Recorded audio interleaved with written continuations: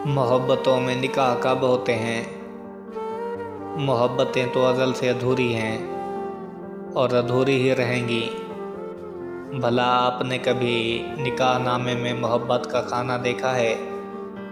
और ये एक बात, ये अधूरी मोहब्बतें ना इंसान को पूरा खा जाती हैं और उसकी ज़िंदगी से तमाम रंगीनियाँ खींच लेती है। ऐ मुसव्वर, मैं तुझे उस्ताद मानूंगा, दर्द भी खींच मेरी तस्वीर के साथ।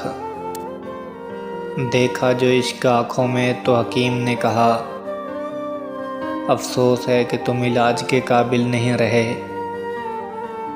मुस्कुराने से शुरू और रोने पे ख़त्म, ये एक जुल्म है जिसे लोग मोहब्बत कहते हैं।